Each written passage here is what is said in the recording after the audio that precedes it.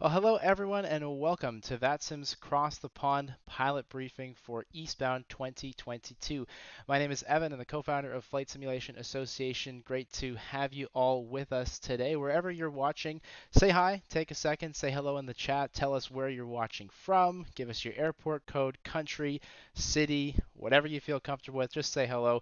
We're live across a whole bunch of channels now, including the VATSIM YouTube, Twitch. We're here, of course, on Flight Sim Association with Slant Alpha Adventures and more. So please do say hi wherever you are watching. Big thank you for all of you taking the time to join us today. I'm going to talk for about 5-10 minutes, just warm things up as we're waiting for a few more people to join us. So now is a great time to grab a drink, grab a snack, coffee if you're where I am here in North America and it's morning, maybe something a little stronger if it's you're in Europe or somewhere else and it's the afternoon coming up on the evening, or really whatever works for you. In about 10 or 15 minutes, we'll bring on our two presenters and get into the main content today. But for those of you who don't know what Cross the Pond is, maybe it's your first time hearing about Cross the Pond or VATSIM, I'll give you a little bit of background on that and kind of get things started as we get ready to go here in about 10 or 15 minutes.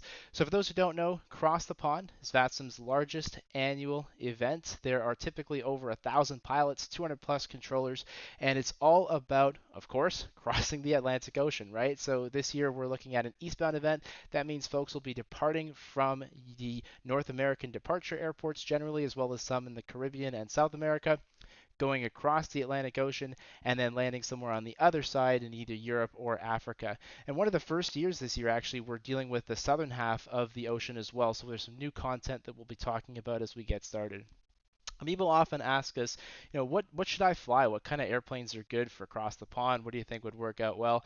And the answer there is anything that's kind of a modern jet that you typically expect to see crossing the ocean. So your Boeing 777, your A330s, all those are great picks. We generally encourage pilots to stay away from stuff like the Concorde or stuff that's like a historical older airplane that might not have modern navigation equipment. And the logic there is, look, the whole point of this event is for you to get ATC from the time that your wheels lift off the ground on the western half of the Atlantic all the way across the ocean to the time that your wheels touch down on the eastern side. If you fly the Concorde or you try to fly it in that new hot air balloon that came out for MSFS, you're going to have a tough time timing that with all the other jets that are heading to Europe and to Africa. So we encourage you to fly something that you're comfortable with, something that has modern capabilities so you can fly that route that you're assigned, and most importantly, something that kind of does the speed that every other airplane does. And that stuff's really important for everybody. As we continue on here, I'll give you an introduction to our two presenters. You're going to see Rob and Josh joining me on the screen here in about 4 or 5 minutes or so. Rob Shearman is the host of Slant Alpha Adventures over on Twitch.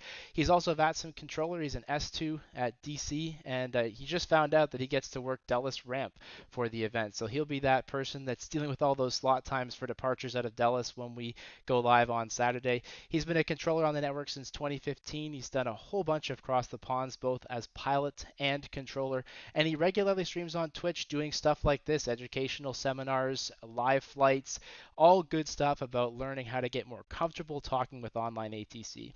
And he'll be joined by Joshua Seagrave. Joshua is a C3. He's also the air traffic manager at Houston. And if you're surprised by his British accent, because he's the air traffic manager at Houston, so was I, so don't feel alone in that. But he's also certified to work oceanic positions as well as domestic on both sides of the Atlantic. He's a pilot mentor over at VATSIM UK, and he does this stuff in real life, so he probably has a pretty good idea of what he's talking about when it comes to European and ICAO procedures, and he'll be talking about that side here once we do go live. And like I said, my name is Evan, and I'm the co-founder of Flight Simulation Association. We're hosting today's presentation. We're the folks who put on the annual Flight Sim Expo show, see you in Houston. And as well, we do sessions like this, usually about once or so per month. So we've actually got one coming up, not, of course, during Cross the Pond, but the week after that. If you're into virtual reality or you're thinking about virtual reality, you can join any of our webinars for free at flightsimassociation.com/webinars. Coming up on October 27th, we look at virtual reality. So we've actually got Pimax on, who's one of the VR headset manufacturers. They'll be talking all about the latest trends in VR, and most importantly, you'll be able to win one of 2 VR headsets just for participating. So that's a good one to add to your calendars, October 27th, and you can find all the details and register over at flightsimassociation.com/webinars. flightsimulation.com/webinars. Now back to what we're doing today. This presentation is all about getting you feeling more comfortable about flying on the network and flying with ATC. If you've never flown on VATSIM before, you can listen and you'll have some great information, but this session really isn't necessarily for that very first timer. It's really designed for the more sort of what I call reasonably experienced VATSIM jetliner pilot, someone who's got a pretty good idea of how to fly on the network, and you're just looking for some tips and tricks, maybe to fly in some airspace that you've never seen before, like oceanic, or if you're obviously a North American pilot, of course, then you might be looking at Europe for the first time. We're going to try and make you feel a little more comfortable with stuff like that. So it's all about gaining a better understanding of North American departure operations, and additionally to learn a little bit more about oceanic procedures, how to deal with getting your oceanic clearance, making position reports, all that good stuff. And then of course we'll look at Europe, dealing with the best practices for how to fly into Europe and ICAO as well, so Africa, with those arrivals that we have in this southern hemisphere this year. And we'll give you lots of additional resources and information to help get you ready to go for Cross the Pond. Now, I do want to mention that this event has historically been Canada and the US to Europe. We've got some other airports this year. We're going to do our best to include all of those airports as best we can, but the majority of this content is designed for someone who's departing Canada or the USA and going to Europe. And we'll try to highlight where some of those differences are as we go. But the most important thing, and whether you listen to anything or nothing, here's the only important thing you really need to know from today. We're going to give you all these resources, all these suggestions. We're going to talk about all these procedures, but everything that you really need to know if you have a slot and you're flying across the pond is in the pilot briefing. So when you have your cross the pond slot, when you have your cross the pond route, you also have access to a pilot briefing, and that briefing covers everything you need to know for the departure airport, for oceanic, and for the arrival airport. So we're going to go through lots of stuff today, but make sure you go back and cross-reference it against the specific pilot briefing for the airports that you're flying at, because Boston might do something a little differently than Dallas, who will probably do something differently than Toronto, and it's really important to make sure that you're prepared for the airports that you're going to be flying into and out of. And again, when it comes to those pilot briefings, those aren't just something you look at once, but have a look at it in advance, of course. Make sure you're really up on that departure one. And then as you're going over to Europe and you've got 8 hours to kill, that's a great time to be looking again at that arrival one. You don't want to wait until the day of, because you might find there's some scenery or there's some other stuff that you want to have prepared. But definitely as you're on the way over to Europe, have a look at that. And questions. We love questions. We're going to take lots of your questions. I think last time we did about 45 minutes after the live presentation going all through questions. So we've got lots of time scheduled for questions. We're going to do that at about the top of the next hour. So 50-ish minutes from now, we'll be answering questions live. Where you can send those is the Cross the Pond Discord. So if you go to ctp.vatsim.net/discord, that's where you can put your questions. There's a new channel called Webinar Q&A. Pop those questions in there. I will take a look at all of them, we'll categorize them, and we'll go through all of them starting at the top of the next hour. And of course, if you're watching on FSA, you can put them in our chat. I believe we have a few people watching the VATSIM channels, and of course, those who are presenting, they're watching their channels. So if you just pop it in the chat, I'm sure we'll capture it as well. But to be sure, the Cross the Pond Discord is a great place to look. So let me bring up the agenda, and I'll also bring onto the screen our two presenters, Rob and Josh here, and talk a little bit more about what we're doing today. So the agenda here, like I promised, we're going to go about 45 minutes nonstop, covering first of all North American operations. So Rob's going to take care of that portion. Then we'll go into part 2, which is oceanic procedures, looking all at how people actually get their oceanic clearances, how we deal with position reports, all that good stuff across the pond is coming up. And then in part 3, we'll look at ICAO procedures specifically for the arrivals in Europe and in Africa. Then we'll go through some checklists and resources for you, and as I said, come back and do those questions right at the top of the next hour. So with that introduction in mind, I think I've done my part, and as I promised, we're going to get going with 45 minutes of live content, starting with Rob and part 1 on North American operations. So Rob, I'll hand things over to you. All right. Thank you, Evan, and thank you for inviting me back to do this. This was great fun last time, and hopefully very informative for the pilots that were planning to fly across the pond, and I got a lot of great feedback afterwards and continue to get great feedback from folks who watched that. So thank you again for putting this together. All right, guys, I'm going to get you started with the information that will help you get out of North America. We're going to start by tips on requesting your clearance. We're going to talk about understanding your initial climb altitude, or what they call the top altitude. We'll talk about preparing for the execution of the departure procedure. We'll talk about what you need to know for pushback and taxi. And then we'll go over some differences between US and Canadian climb instructions that you'll need to kind of stay on top of and be aware of. All right, so we'll talk about first requesting your clearance. Now, the funny thing is like you probably for this event won't need to request your clearance. Your clearance will probably be sent to you automatically very shortly after you connect and send your flight plan. So once you do that, your delivery controller at your departure airport will most likely send you something that looks like this, and it's called a PDC or a pre-departure clearance. In the real world, it comes to you via some sort of an ACARS system in the airplane, but in VATSIM, we generally simulate that with a private message over your pilot client, and the content of that will be your call sign, the aircraft type, some routing information. Notice here where it says climb via SID, so we will talk about what that means in a moment. Then you got your cruise altitude, your departure frequency, and the squawk code there of 1341. Note that in some cases, instead of the word squawk, you'll see beacon code there, beacon 1341. What is a beacon? It is a transmitter. And in this case, it's referring to the transponder of you're going to transmit that beacon code of 1341. The other really important thing that you're going to see here is instructions on who to contact next. And again, we are going to talk more about that, but you definitely want to hold on to this PDC. Do not close that tab in your pilot client until you're airborne, because you never know. There's a lot of good information here, and you're going to get to a point where you're like, oh crap, who do I call next? I forget. And we'll talk about that in just a bit. If you don't get that PDC within about 10 minutes, it is okay to jump in on the delivery frequency and request your clearance by voice. And again, it's the standard call. You do want probably, in some cases, you may or may not need to give your gate location. Probably doesn't hurt to include it, but the example here, Toronto clearance, Air Canada 93 Heavy Gate, Foxtrot 53 information golf clearance to Heathrow, just like you normally would. And they will either send you that PDC or they'll respond via voice. But most of the clearances you will get next Saturday will come via text message PDC.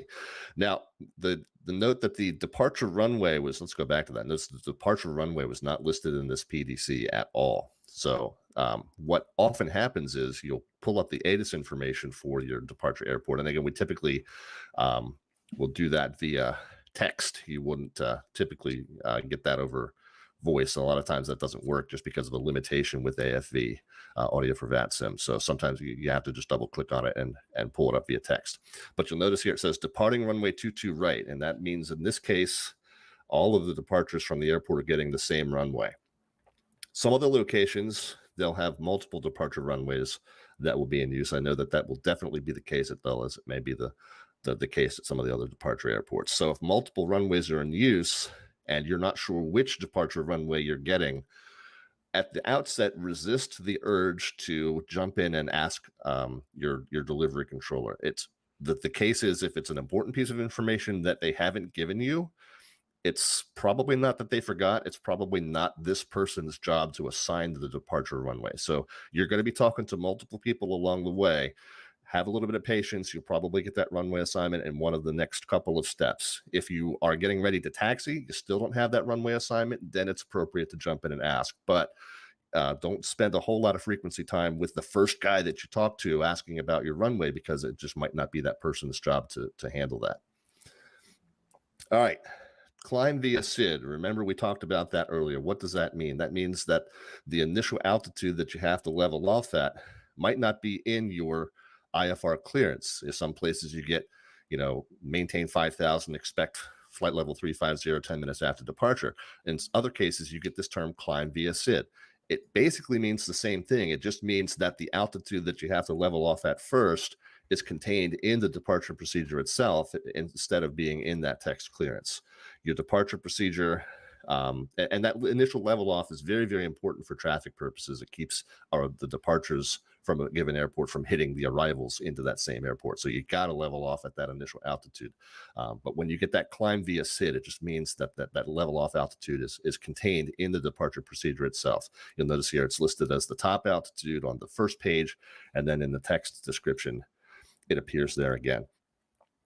And it just basically means, like I said, you have to level at that altitude until the departure controller clears you up higher than that. When you're preparing for your departure, you load it into the FMC. Your job is not done when it comes to preparation. You actually need to make sure you are looking at the chart for the departure. So we'll pull up that chart, and we're going to kind of go through what that means here in a moment. But the main things that you want to keep in mind are the speed restrictions, altitude constraints. You want to make sure they're all in your FMC. There's two types of departures that you get. One that you're navigating on your own right away, and another one is that you're getting vectors from the controllers. We'll talk about that in just a moment. One other key thing to note is that the almost universal speed restriction under 10,000 feet is 250 knots. Cross the pond is a day where you have a lot of very heavy aircraft flying very long haul routes. So it might be the case that your minimum clean speed is higher than 250 knots. And if that is the case, you just need to let the controllers know. Otherwise, they do expect you to adhere to that 250 below 10, even if it's not explicitly listed on your departure procedure. All right, we talked about the two main types of SIDS. This is an example of what we call the pilot nav. Pilot nav and vector are the two main types. There's actually three main types. One is considered a hybrid, but we'll talk more about that. Basically, what you need to know is either you're going to fly a vector off the runway and wait for instructions to turn to join your route, or you're going to join the route right away. This is one that's called pilot nav. It's also called RNAV off the ground, and it basically means that the pilot is responsible for their own navigation the instant the wheels leave the runway.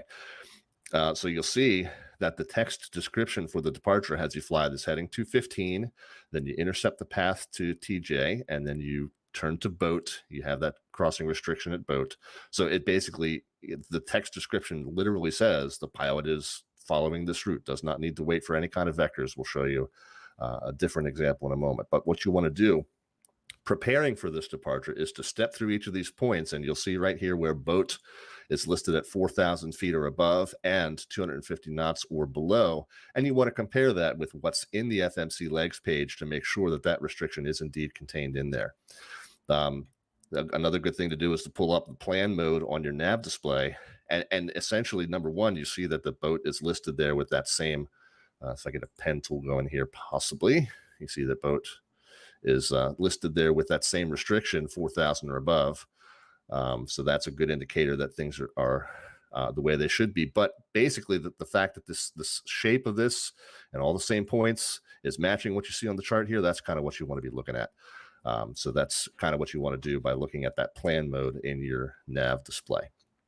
One thing to note real quick is that US SIDS are a little different than European SIDS. United States SIDS, you notice they have departure instructions for each of the different runways that you might get up here. So you have a different path to follow if you're departing 27 that day. You have a different path to follow if you're departing on 15. So you have to make sure you're following the correct one for the runway that you've been assigned, but then you want to make sure that the points listed are consistent with the correct path for the runway that you loaded in. So double check and make sure that it's not the wrong points to the wrong runway. All right, drawn enough squiggles. Let's move on.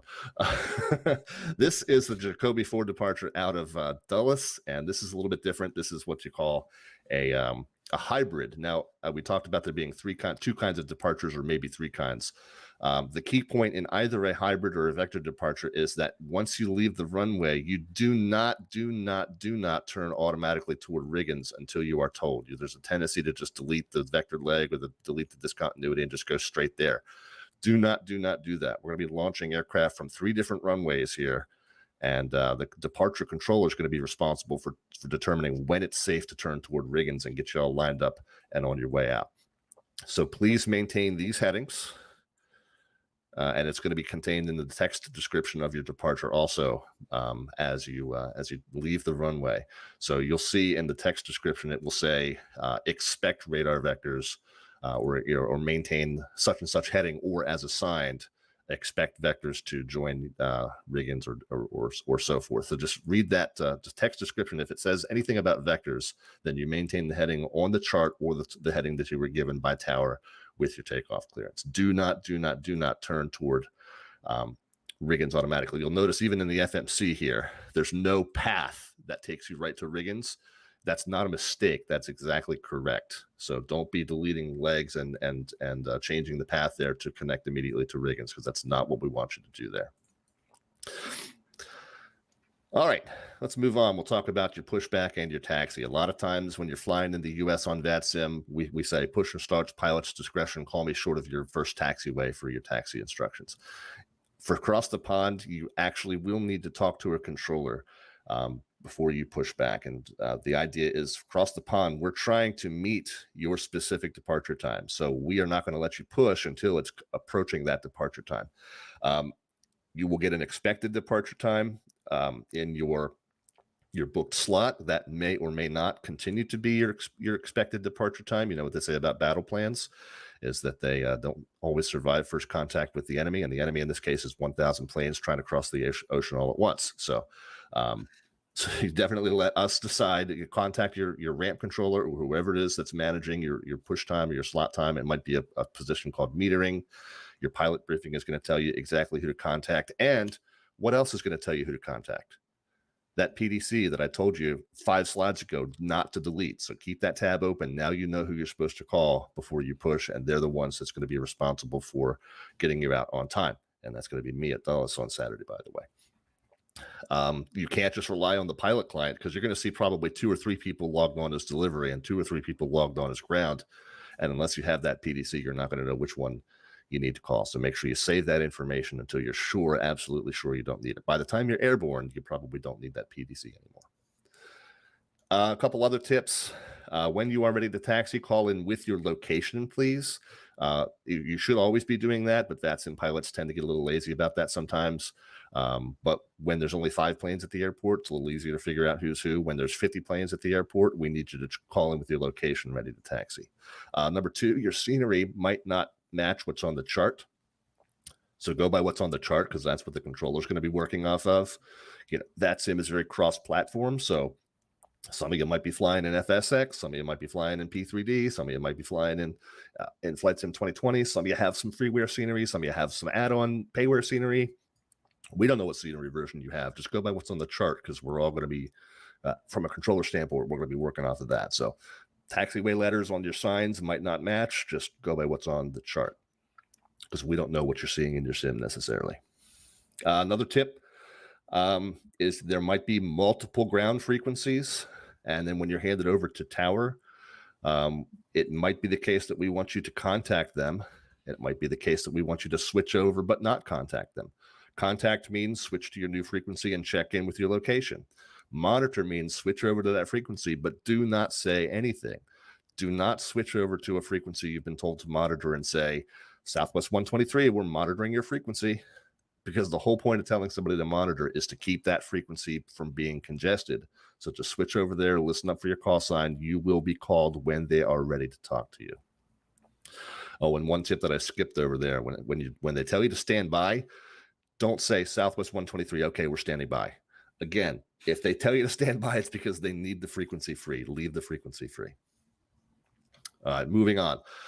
Climb instructions. Once you get airborne, the climb instructions that you get if you're departing out of Canada are going to differ slightly in subtle ways than the climb instructions that you're going to get from the U.S. So those of you who are departing from U.S. airports, you might want to zone out for a minute so that you don't get confused. I'll wake you up when it's time. All right, but if you're departing from a Canadian airport, the climb instructions are going to just be a little bit subtly different than the way we do it in the U.S. The basic thing for Canada is that you default to the SID unless you are specifically told to disregard the restrictions. So what's on here is you have that initial climb altitude of 5,000, and you're going to maintain 5,000 until you're told higher, even though you have these other restrictions that are further down the line. So you maintain 5,000 until you're told otherwise. The departure controller, once you switch over, is going to be the one that gives you that higher altitude. And when they do, they may just say climb 13,000. That might be all you get. However, that means climb to 13,000. However, you do still have to abide by these restrictions along the way. So even though that's all they've given you is that climb, you fall back to what you were cleared on from the outset, which is the standard instrument departure, the SID. So you will climb the 13, but you're going to make sure you pass Toronto here in this example at above 6. You're going to level off at 7 until you pass Halifax. Then you're going to continue up to 10, make sure you're level at 10,000 to cross this point called Gander, and then you can continue up to that assigned altitude of 13,000. So it's kind of like climbing via SID, because that is what you were originally instructed to do, and that has not changed.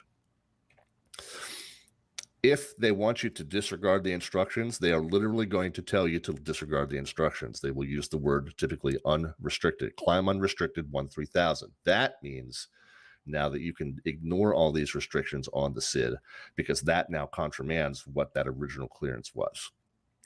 And by the way, if there's a speed restriction at any of these points, you would be able to disregard that as well. Unrestricted means unrestricted in terms of both altitude and airspeed.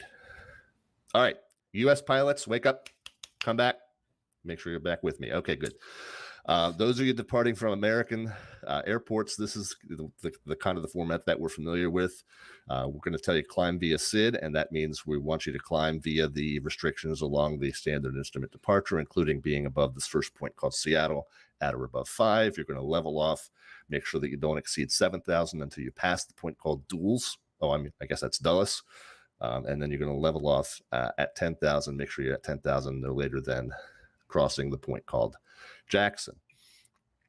If we need to modify that, maybe we can't get you up above 8 because there's traffic ahead at 9. So we're going to cap you at 8, but we still want you to abide by the restrictions along the way.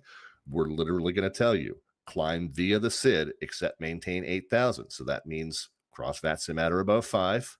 Don't exceed 7,000 until you pass ocean, but then level off and keep 8,000. And don't go any higher until you are then re-cleared. So at that time, you can disregard the restriction at 10 unless you're then cleared higher later on.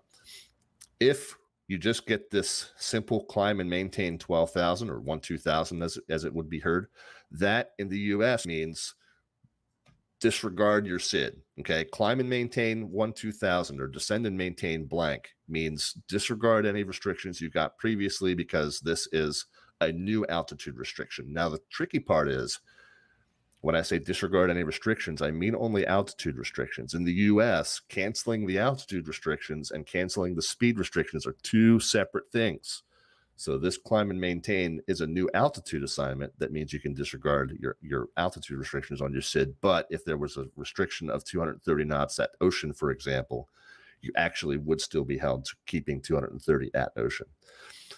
So a little bit confusing, but in the US, you basically just want to think of it as the altitude restrictions and the speed restrictions being two completely separate things. All right. Transition altitude. This is one part that we have in the US and North America that's a lot easier than you have overseas.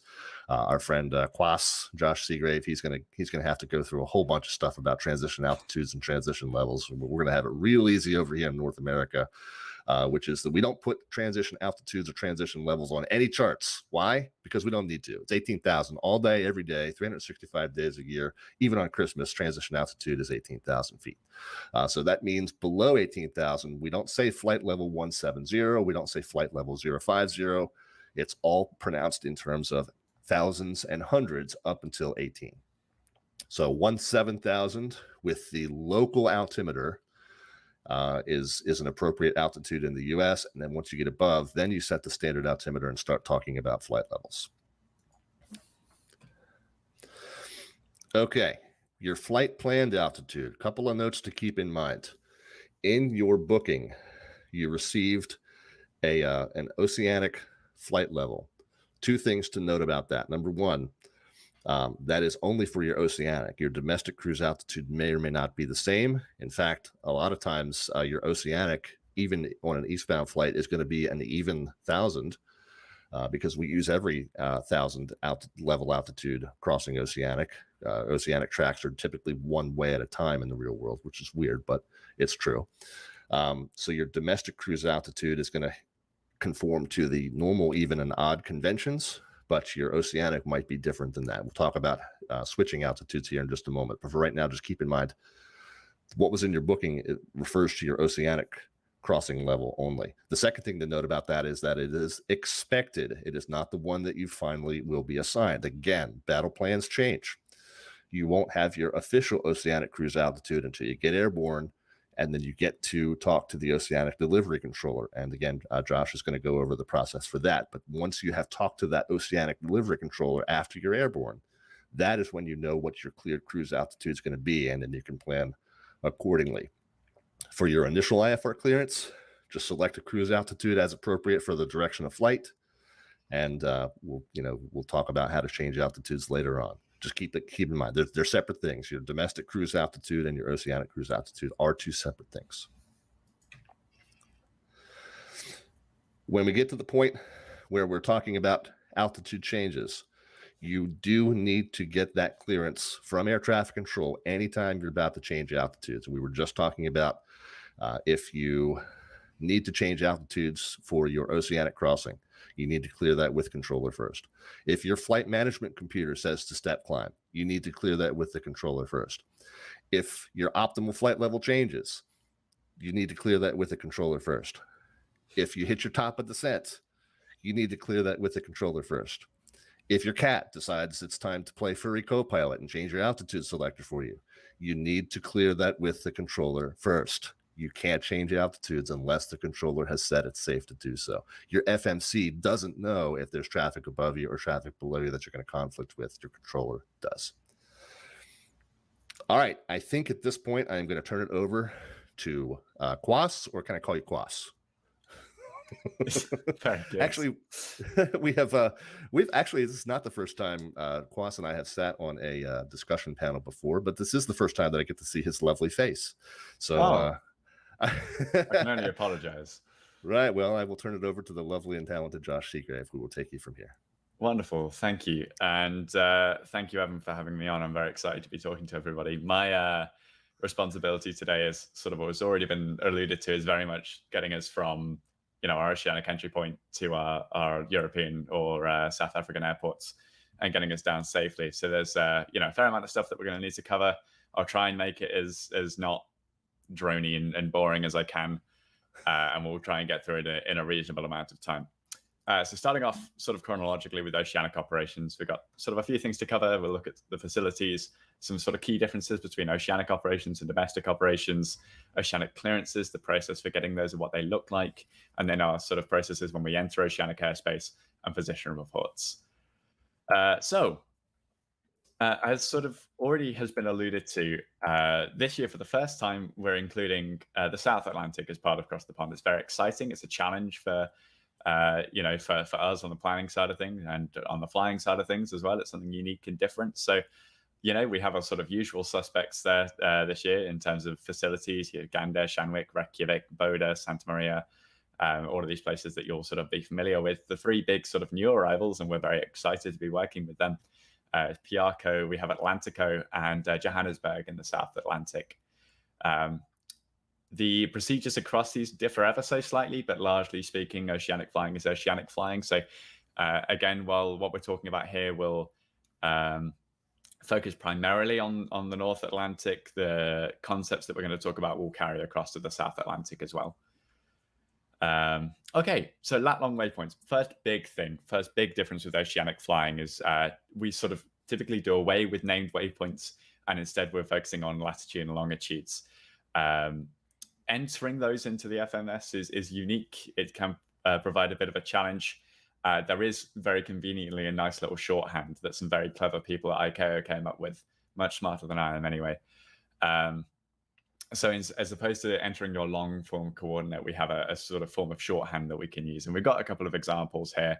You can see we've got a screenshot of a A330, I think it is, MCDU on the right-hand side, and then just some examples of how these shorthand coordinates would look. So you can see 47 north 50 west, we can shorten to 4750 November. And again, 60 north 15 west would be 6015 November. South of the equator, we changed that N for a W for reasons that I'm not going to get into today because it's complicated and I don't completely understand it myself, I don't think. But 15 south 020 west would be 1520 whiskey. And again, 30 south 10 west 3010 whiskey. That will carry across for pretty much any flight management system you're going to be using, be it Bombardier, be it Boeing, be it Airbus. So you can sort of expect, or I would recommend that you brush up on these and are familiar with entering coordinate waypoints if you're going to be flying across the pond. And we'll come back to this a little bit more later, but the route that you'll be flying, if you have a slot, will be issued to you. So it shouldn't be, news to you by the time you're entering into the SimCDU. You should have it in plenty of time to know what you're expecting. Okay, other big thing with oceanic flying that you won't see in domestic flying is cell call. Cell call is short for, or I suppose, a portmanteau of selective calling. And it's essentially a method of allowing ATC to get hold of you with the radio turned down, not off, it's important to note, but down. If you've ever used an HF radio, you'll know that they're extraordinarily noisy. They're influenced a lot by atmospheric effects, and so they can be very, very loud, very squelchy. And that gets really tiring to listen to over a long period of time. So what cell call allows you to do is ATC will send a code over the radio. Your aircraft's very clever. It hears that code, goes, hey, that's me, and will warn the pilot saying, hey, air traffic's trying to get hold of you. It's a it's a system that we do simulate on VATSIM. And we will be using it during Cross the Pond. Again, you'll have a cell call code assigned to you if you have a slot, and it's important that you use that. But it's there, it's freely available for you to use if you would like to use it. Okay, entering the ocean then, separate from your IFR clearance, will require a separate oceanic clearance. And that oceanic clearance will be good to cover you all the way across the ocean. So for example, if you're flying from Boston to Heathrow, you'll get an oceanic clearance before you enter Gander, and that will get you all the way through Gander, all the way through Shanwick, until Shannon pick you up on the other side of the ocean. And the process really is the same as any IFR clearance. You're going to gather all the information that you need. You'll request your oceanic clearance, and then you'll receive your clearance. And we'll sort of look at how that looks now. In terms of information that you'll need then, big thing is your assigned track. As we sort of said, if you've got a slot, a track will be assigned for you. So you should be familiar with that, but you'll need to know that for when you're requesting your clearance. Second thing is your ETA for your oceanic entry point. The ocean being non-radar, we do everything based off of times to make sure that you're safe. So we need to know what time you're going to be entering the oceanic environment. Your level, again, your requested flight level for oceanic crossing. For Cross the Pond, it's your assigned oceanic level. Important to note, if you decide to bring enough fuel to, heat 700,000 homes for the next week and everything except the kitchen sink, and you're not able to make that assigned level, then request the level that you can make, and we'll sort of look at how that looks later. But ideally, we'd have you being able to reach your assigned oceanic level.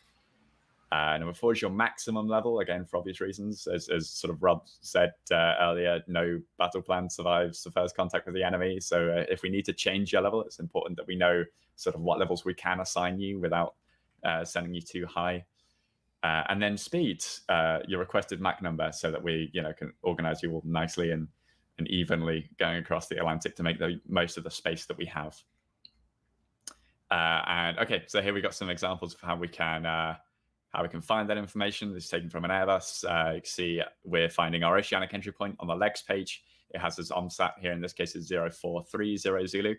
It's important to confirm that time to make sure it is correct. And if your simulator's not running on real world time, that would be different, but it's real world time that we really care about. So you might need to do some back of the napkin maths to convert that.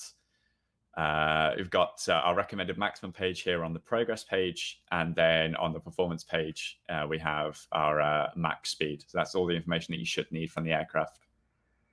Okay, across the North Atlantic, we're using NatTrack as a replacement for voice clearances. It's very clever. You can find it at nattrack.vatsim.net. And essentially, as opposed to calling up your oceanic controller and requesting the clearance, we do it all via the website. It saves on time, saves on voice congestion, and all of the rest of it. We'd expect you to request that clearance somewhere between 30 and 90 minutes prior to entry, just to give us plenty of time to, get all of our ducks in a row and get everybody cleared. Obviously, if you're departing close to oceanic airspace, some of the northeastern Canadian airports, the sooner you get that clearance in, the better. It gives us the best chance of making the most of the aircraft that we have and getting you your clearance in plenty of time. We've got a quick look for how the oceanic form looks here. You can see Swiss 14 X-ray in this case, going to Geneva, requested flight level 370. And you can see all the fields here for requested Mach number, requested track, entry fix, time, sort of all the information that you're going to need there. And once you get your clearance, this is how it will come through. So you can see at the bottom of the page here, if I can pull up a fancy laser pointer. Here we go.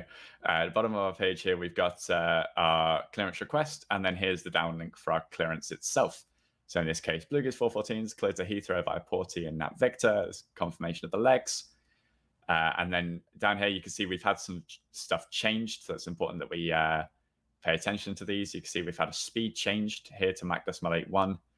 And our level change has been to flight level 410. And then we've also had a crossing restriction to cross Porty after 1423 Zulu. But that's sort of your complete oceanic clearance. It's unlikely that you'll get that much changed, but you could potentially get it changed. It's important that you read that clearance, understand it, and implement it. Or if you're not able to implement it, that you let somebody know so we can get you something that works. If you're having problems with NatTrack, we're humans, we make mistakes. We might miss you out or not get you your clearance or get you a clearance that doesn't work. Best thing you can do is speak up, talk to your domestic controller. They'll be able to pass on the message and get you something that works. The last thing that we want is to have somebody entering the ocean that doesn't have a clearance or has a clearance that they're not able to comply with, because ultimately has the potential to cause us some issues, right? And nobody really wants that. Okay, the process is slightly different if you're flying south of the equator. It's largely the same. We're not using NatTrack south of the equator. Instead, Curitiba Center, which is one of the Brazilian centers, will be handling all of the oceanic clearances, and you'll do that via voice. The information is exactly the same, but sort of the process for getting it is slightly different. So Rob, I might ask you to role play for me a bit here, if you wouldn't mind. I'll be the pilot of Blue Goose 414. I don't know how we chose Blue Goose for the example, but okay, Blue Goose Curitiba Center, Blue Goose 414 for oceanic clearance. We're estimating Sorsa 1105 Zulu will be at flight level 360 Mach 0.78. Great. So hopefully you can see all of the information again is contained in there. ATC might come back and say Blue Goose 414 Curitiba Center cleared via Sorsa, flight level 370, Mach 0.78, past Sorsa between 110 Zulu and 1110 Zulu. Okay, cleared flight level 370, Mach 0.78, Sorsa between 1100 Zulu and 11. I guess that's supposed to say 1100 Zulu and 1110 Zulu, Blue Goose 414. That's my bad typing. Yes, indeed. But again, so exactly the same information has been passed. It's the track, as you would have received in your clearance and as you were assigned. The only thing that's changed there is instead of flight level 360, your flight level 370. But you can see the clearance is a clearance is a clearance. Whether you're getting it via voice or via NatTrack, all the same information will be contained in there. So upon entering oceanic airspace then with that clearance, we're going to initiate a cell call check. So we'll call our controlling authority. We'll tell them who we are, who's next, and we'll request a cell call check on our cell call. They'll tell you to stand by. You'll receive the cell call. Hopefully it will sound like a bing bong. And you respond then saying cell call check okay. If you want to, then you can turn the radio down. It's important that you don't switch frequencies. It's important that you don't turn the radio off, because that code is still received over the same radio frequency. But you can, by all means, turn it down if you don't want to listen to lots of staticky noise or whatever else is going on the frequency at that time. Other important thing is every time you switch frequencies, so if you switch from, say, Gander to Shanwick, you want to conduct a new cell call check. And then 30 minutes after entering oceanic airspace, you'll be off radar. It's all done by space-based ADSB and fancy stuff where we don't need you to be on a code anymore. So to save on codes, we'll ask you to squawk 2000 30 minutes after entering oceanic airspace. And then when you get on the other side, you'll get a new squawk. That's the one I always forget to do. Yeah, me too. Okay, conditional frequency changes. Again, something that's unique to the ocean, and you may not hear this because we don't always simulate this on VATSIM. But you might receive something like at 30 West call Shanwick radio on this frequency. Since you're reporting every 10 miles of latitude, you'll know longitude, 10 miles, 10 degrees of longitude. You'll know where 30 West is, and when you pass that fix. If you're east and west, yes, you're passing longitudes, yes. Yeah, I got it. Yeah. Yeah. So passing 30 West, you'd be expected to switch over Shanwick and call that. Like I say, you may not get this, but if you do hear it, at least now you're aware of it. And that's really all you need to get across the ocean. It's just IFR flying with some extra nuances on it. So the next thing to cover, and we're about bang on time, actually. We're going to look at sort of what you can expect once you're across the ocean and you're in ICAO and European airspace. So we've got some things to look at here, some en route CPDLC, star assignments, descent clearance, and approach procedures. Now, again, there's a little bit of information here. If there's 3 things that you take away from this sort of little subsection here, I want it to be this. Number 1 is double check your loaded procedures. ICAO in Europe are sort of unique compared to North America in that they'll often have a separate arrival for each runway. So loading, I don't know, the star for runway 27, when in fact you're landing on 09, could put you in the wrong place and cause some problems. So just double check your procedures, make sure they're loaded correctly. Number 2, sort of Rob's already said, but we'll reiterate it here. Never start a descent without authorization. It doesn't matter what the airplane is telling you to do, or your cat. Or your cat, indeed. You must make sure that you've got a clearance from ATC before you head down. And then it's sort of Rob's mentioned this earlier, but we'll talk about this again. Transition level and altitude can vary wildly in Europe. So check your charts, check your ATIS, make sure that you know where that is exactly so you know when to switch. But again, we'll talk about that a little bit later. CPDLC, we use CPDLC in Europe and in lots of ICAO countries. You can expect it to be in use quite heavily in Europe and probably Africa as well and across the pond. It's not typically used in USA and Canada, but you can expect to see it in Europe. Some aircraft, your FS Labs is, your AnyBuilds is, some others have direct integration of CPDLC in the aircraft, which is great. If you don't, there's a wonderful tool. I can't think of the name of the bloke who wrote it, but I bet he's fantastically handsome. It's called Easy CPDLC. Got a great accent too, I think. Oh, beautiful voice, yeah. You can download that completely free. Works with any simulator, any aircraft. It's there to be used. So yeah, if you're interested in trying out CPDLC, then please do give it a go. So yeah, here we go. You'll often find the logon code for CPDLC in the controller's remarks. Here we've got it as Echo Bravo Bravo Echo. Now it's important to note that CPDLC doesn't replace voice, it's a supplement for voice. So you'll still be expected to call in via voice, and if we need to get hold of you urgently, we'll still call you over the radio. So it's not an excuse to stop paying attention to the radio or to tune off. It's more there as an aid to help alleviate some of the frequency congestion. I think we've got an example here of how how logging on and making requests and receiving instructions might look. So in this case, we're speaking to Canarias Control. Their code, as seen in their remarks, is Charlie Charlie Romeo India.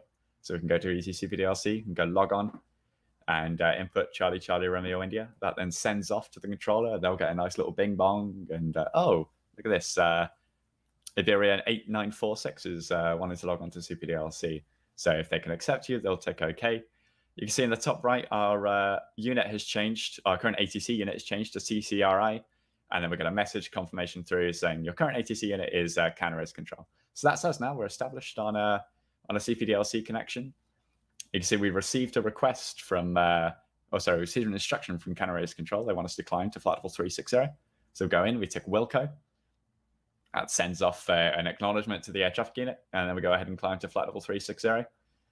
We can also make requests. We can go to ATC and request, and let's say we want to take a little shortcut for, I don't know, any number of reasons. Maybe we're running a bit behind time. Maybe we're just feeling lazy. We can go ahead and request a direct to, in this case, I think it's roster is the name of the fix that we request direct to. Yeah, there we go. We can tick that, send that off. And then ATC will come back with either unable or they'll clear us direct to the fix. In this case, you see we get proceed direct to roster and off we go. Then we can go and insert that into the aircraft. Okay, transition levels then. As I said, vary wildly. What we really care about in Europe this year, because we're descending, is going to be the transition level.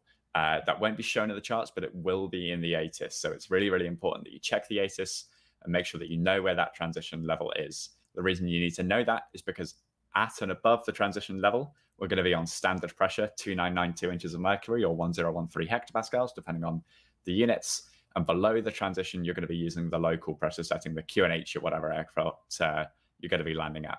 If you get that wrong, your altitude will display incorrectly. You may not be at your minimum separation with other aircraft. So it's important that you're on the right pressure setting for the altitude or level that you're at. Okay, big thing with Europe that might come as a bit of a shock to those of you who pretty much exclusively fly in North America. But stars typically in Europe aren't filed. They'll be assigned by ATC. And as sort of the big reason for that is because they will change depending on the runway in use. So instead of making you, get a degree in meteorology and try and work out what the runway in use is going to be when you get there, instead we do all the heavy work on that, and we'll just assign you the correct procedure for the runway in use. And you can sort of see here how big of a difference that can make. We've got here the PISAP 1 Golf, which takes you nearly east from PISAP if you're landing on the 2-3s, but 0-5s is taking you south on the 1 X-ray, right? So having the wrong procedure in there can cause some problems. So it's important that you're operating on the right one. So double check your procedures, double check what ATC clear you for, make sure that you've got the right one loaded. This should all come as part of briefing the approach. And there's a couple of things that I would encourage that you brief, largely altitudes and speed restrictions on the arrival in terms of what to expect, transitions and holds. We make good use of holds, particularly in the UK, so you can expect maybe to hold if it's particularly busy. I'd recommend briefing those. And then again, runway in use, what type of approach to expect, all of that can be found in the ATIS, and then where you're planning on vacating and a likely taxi routing back. Essentially, what I would encourage is you should have a picture in your head of how it's going to look from when you join the arrival all the way down to when you're parking at the gate. And that might not be exactly what you fly, but at least then you've got a plan to be working off. So nothing should come as too much of a surprise for you. On the subject of holds, then, we'll go through these sort of relatively quickly. But there's 2 types of holds, a published hold or an unpublished hold. The information that you need for them is exactly the same. You will need the fix to hold over. In this case, it's Bovingdon. The inbound course, in this case, 116. The direction of turns, right turns in this case. And if it's not specified, it'll be right-hand turns. And then the length of the hold. In this case, it's 1 minute. It can be a time or a distance. If it's not specified, general rule, below flight level 140, you'll fly a 1 minute hold.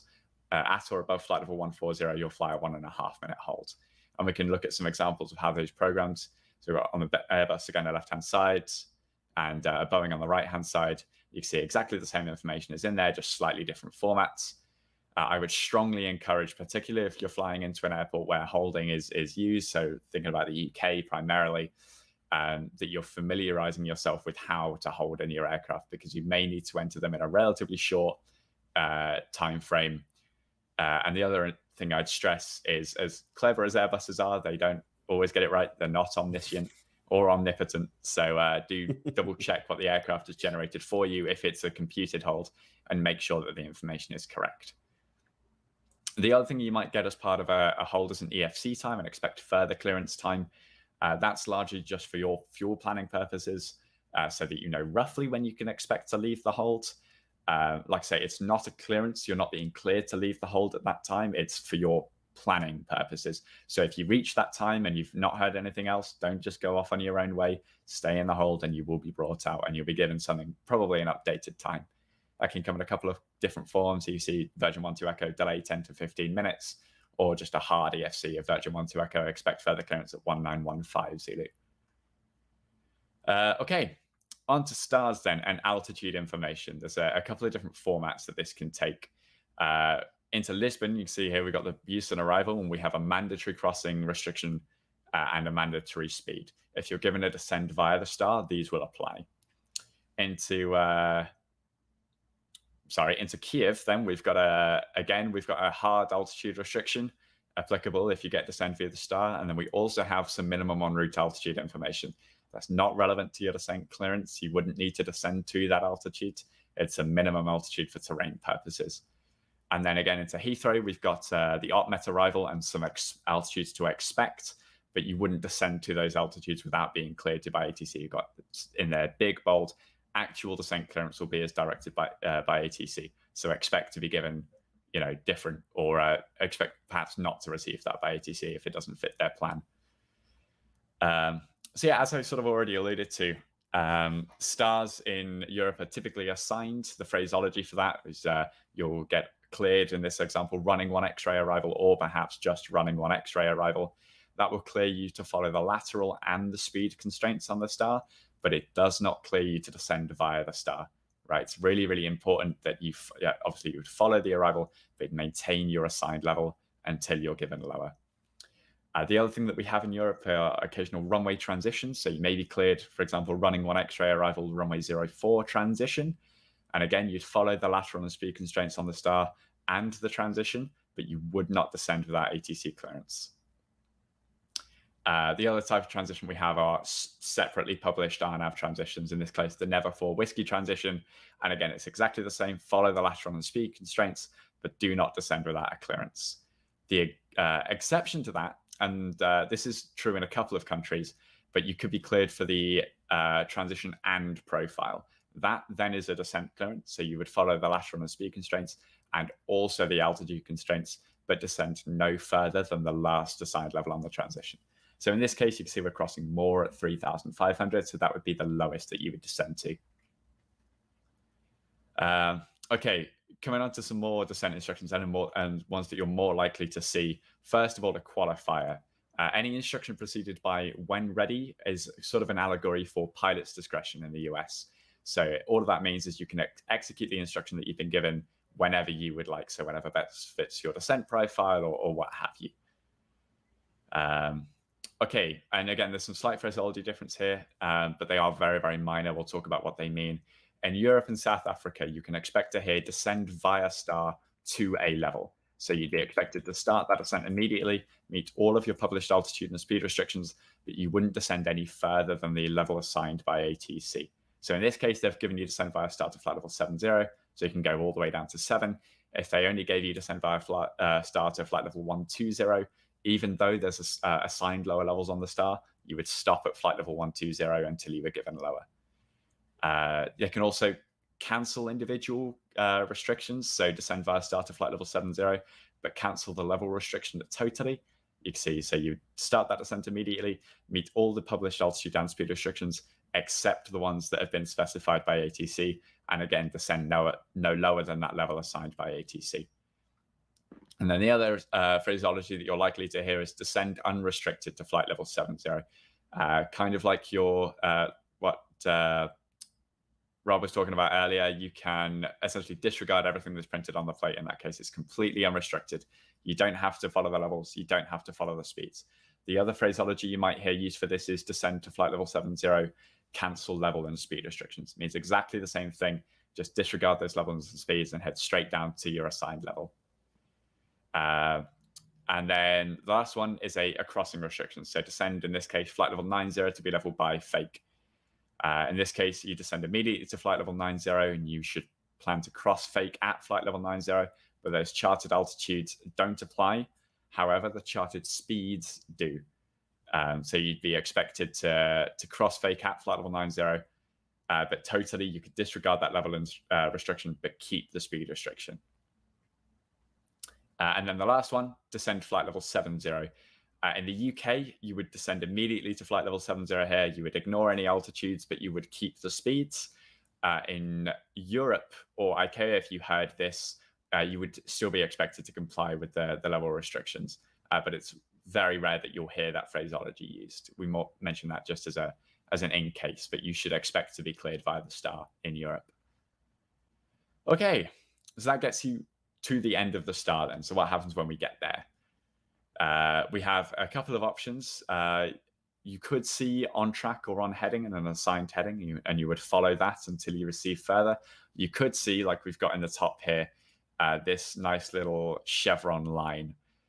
What that is essentially depicting is to continue on your last assigned course, speed, and altitude, and you would expect vectors to the final approach course. So you can see here, we just continue straight on as we were from Delta Lima 530. What we mustn't do is turn towards the runway or descend without clearance. Again, here we have a clearance limit in the form of Occam and a hold. So if we reach that point without anything further, we would enter the hold at that waypoint, just as depicted here, and we would await further. What we wouldn't do is turn off Occam and head straight towards the airport. The reason these things exist is for sequencing purposes, right? We're using them so that we can put you into a nice sequence to get you onto the runway. So the one thing that we don't want to have happen is to have you essentially jump the queue and potentially interfere with the sequence. Okay, So you'll get either a transition or vectors to landing. It's very important in Europe that you report established on the final approach course if you've been vectored to it. So if you're following a transition, you won't need to, but if you've been vectored to the final approach course, you must report that you're established on the localizer. The alternative is if ATC ask you to do so, then they will expect you to do so. And the phraseology for that is very simple. They'll say Lufthansa 66, report established on the localizer 25 left. You'd say Wilco. And then when you're established, you just say established on the localizer 25 left. Now, this is quite a low don't priority. Say that if you're arriving.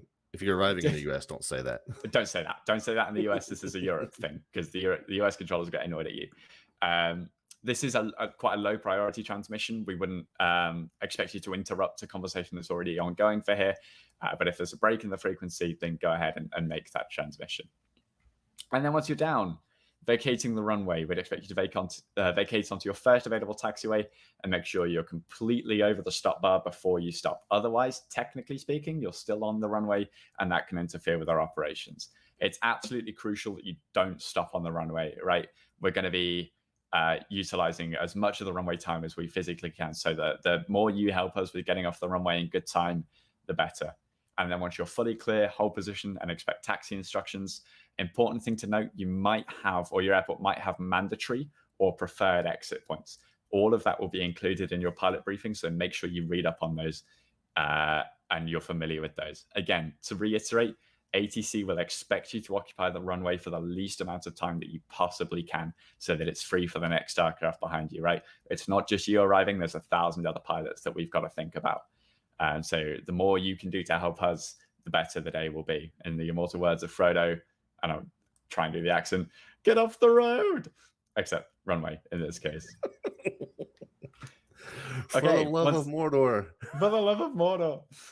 One does not simply. Anyway, once you taxi in then, and again, Europe is kind of a rule unto itself in here, but there may well be standardized taxi routes. They'll be included again on the charts and in your airport briefing. Make sure you're familiar with those. Taxi instructions can get kind of complicated. Write them down, read them, understand them. Make sure that you follow them carefully. If you don't understand or you're confused, feel free to ask. You can expect a stand to be assigned for you. If you can't accept that stand, let ATC know. If you've got a requested stand, let them know. Try not to be, oh, we really, really need Echo 25, right? Because there might be somebody already on it. But feel free to request it and let us know if you can't take a stand. And the other thing to watch out for is you may be held at an intermediate holding point, right? If there's lots of movement going on the ramp, we need you to hold until it's clear, then you can expect to receive that. We've got here an example of standardized taxi routes. Here's Amsterdam. You can see we have directional taxiways, right? So Bravo exclusively goes west and south. Alpha goes north and east. So if you're told to join Alpha, it typically won't be a direction, right? Because they'll expect you to know that, hey, Alpha only goes in this direction. So that helps to, keep things moving, speed things up, and also gives you a better clue of sort of what you can expect. And I think that's Europe done. I'm going to hand it back over to Rob to take us through our final few slides. All right. Yeah. Thanks. And thanks for all that wonderful information. I've surprised myself every time. I've flown in, I think, 6 or 7 of these, and I've controlled for 3 or 4 of these. And I was surprised when we did this briefing webinar in the spring, how much more I still learned from watching my co-presenter's presentation. And the same thing has happened this year. So thanks for all that good stuff. So here's a lot of what you were given, guys, is pertinent to anytime you're flying a flight across the ocean on VATSIM, but here's some stuff that is specific to the CTP event per se.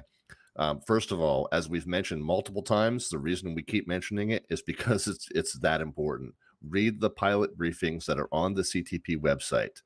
Some of them may be posted already. Some of them will be posted during the course of this coming week, but definitely get on there, read the one for your origin and read the one for your destination. All of them are going to contain really, really useful and sometimes crucial information that you need to be aware of before you fly this event. In those pilot briefings, there are often recommendations for scenery add-ons that you can download and install. And some of them may include a freeware option and a payware option. So you don't necessarily need to be on the hook. Now, the payware options usually are very good and are relatively assured of having the most updated scenery with the correct taxiway letters. But not everyone does this on an unlimited budget, so we understand that. But there are probably going to be some scenery recommendations in those pilot briefings. So definitely get that installed and tested before the day of the event.